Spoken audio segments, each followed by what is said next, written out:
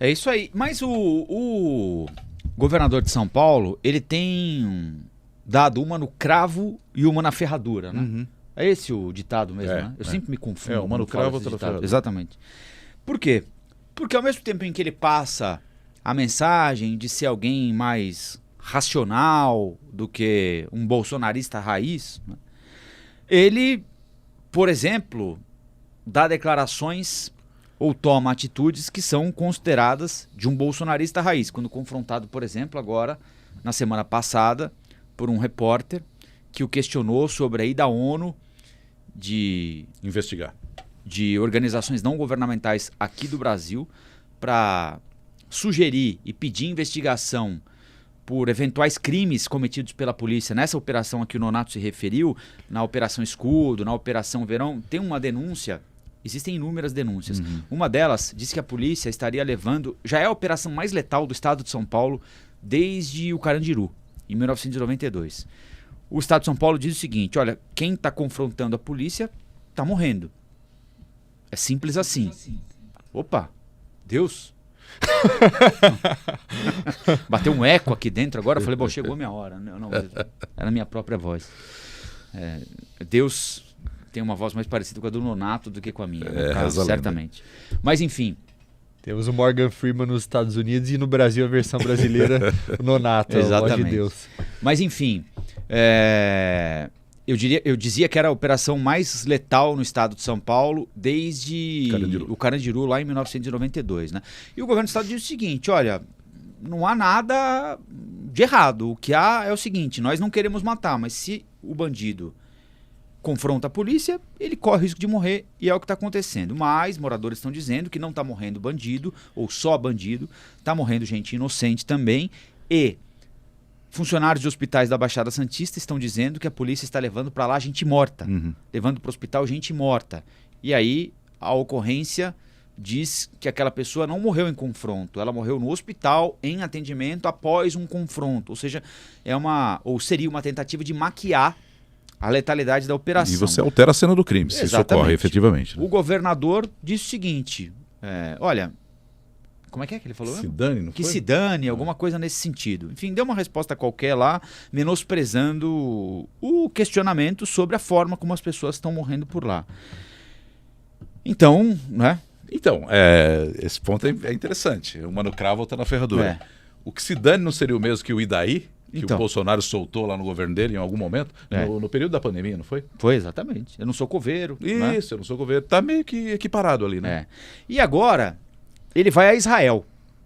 E não é uma ida qualquer a Israel. Ele vai a Israel no momento em que, inclusive, parte da sociedade israelense, em que, inclusive, os Estados Unidos questionam a violência com que Israel está operando na faixa de Gaza, matando milhares de civis, de mulheres, de crianças, deixando as pessoas sem nenhum mantimento, sem remédio, sem água, sem comida. Ou seja, há um questionamento, inclusive dos americanos e de partes da sociedade israelense, sobre a contundência da operação gerada pelos atentados terroristas do dia 7 de outubro do ano passado, e num momento em que há um grave conflito diplomático entre o governo brasileiro e Israel. E o governo israelense, inclusive, com agressões verbais por parte do chanceler israelense em relação à pessoa física do presidente Lula, que, por sua vez, deu aquela declaração comparando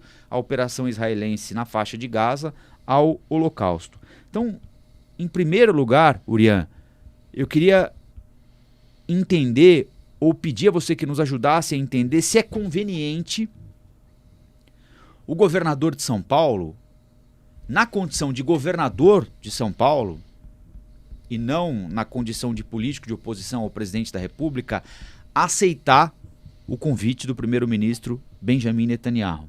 Do ponto de vista da relação internacional, da diplomacia, há algo a ser reparado na visita ou não? Ele está na dele, foi convidado, vai lá e vida que segue. Eu acredito que em qualquer outro contexto, se não fosse essa guerra, ok, é aceitável, é um governador fazer uma missão internacional, fazer uma viagem internacional, como a gente já viu. O próprio João Dória, quando era governador, também criou aquele programa que ele tinha também, era um programa internacional para investimento em São Paulo, criando como se fosse escritórios, né?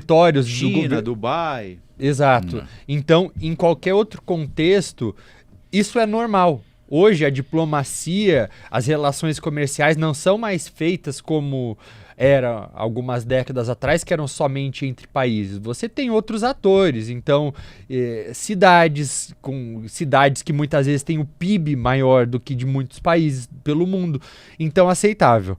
Agora, claramente, tá nítido que no contexto em que isso é feito agora, é para ele tomar um posicionamento, e no posicionamento pró-Israel. É um posicionamento que vem nesse contexto aí do presidente Lula se envolver em todas essas polêmicas com o governo israelense, em que ele poderia ter, e aí eu tenho críticas aos dois lados, porque ao mesmo tempo em que eu sempre critiquei a falta de proporção da resposta israelense em relação a Gaza, a falta de distinção na hora dos ataques, as mortes de quase 31 mil civis agora. Não, a gente não sabe exatamente quantos civis, mas mais de 31 mil pessoas sendo a maior parte civis. Por outro lado, o presidente Lula poderia ter condenado e criticado sem fazer a comparação com Hitler lá atrás. Então foi aí nesse momento que ele perde a razão, e é a partir desse comentário que o Benjamin Netanyahu, primeiro-ministro de Israel, coloca o seu oportunismo em prática, porque é isso que ele é. Ele é um oportunista. Ele é alguém que estava tentando erodir a democracia de Israel, tentando dar um golpe no judiciário do país, para ficar no poder, para poder se blindar de investigações de corrupção. É alguém que tem perdido a popularidade. As pesquisas em Israel têm demonstrado que a maior parte das pessoas querem que ele saia, sendo que até tem cerca de 30% da população que quer que ele saia agora durante a guerra, que é algo que não é comum, você remover um líder durante uma guerra. Olha a diferença do que foi, são guerras de contextos completamente diferentes na Ucrânia e em Gaza, mas o Zelensky é uma pessoa que, a partir do momento que começou uma guerra, a popularidade dele explodiu, foi lá para cima. Com Netanyahu foi ao contrário. Então, é sim uma maneira de tentar juntar dos dois lados, tanto do lado brasileiro quanto do lado israelense. E quando eu falo lado israelense, não estou falando dos judeus, não estou falando da população israelense, mas sim desse governo, que é um governo oportunista, do Benjamin Netanyahu, tá? Quando a gente olha para pesquisas hoje em Israel, grande parte da população fala que quem seria o primeiro-ministro ideal hoje seria o Benny Gantz, que era um político de oposição que hoje está no gabinete de guerra junto com o Benjamin Netanyahu. Foi inclusive agora para os Estados Unidos faz algumas semanas ou alguns dias para conversar com a Kamala Harris também. Mas é isso, é oportunismo do lado brasileiro, do lado desses políticos de direita que foram convidados para irem para Israel. Então a gente coloca aí o Tarcísio, o Caiado, né? O Zema, que acabou falando que não vai por incompatibilidade de agenda, e de Israel, para mostrar que não está sozinho. É muito importante para esses líderes desses países buscarem esse apoio internacional, porque mostra para a população que eles têm legitimidade. E se eles têm pessoas por trás deles apoiando essas atitudes, mostra que eles devem não estar tão errados assim da maneira como eles escolhem agir. Olá, aqui é o Rafael Colombo. Gostou do que acabou de assistir? Se inscreva no canal Cortes do Flow News para os melhores momentos. Quer acompanhar os nossos programas na íntegra? Então se inscreva no nosso canal oficial Flow News.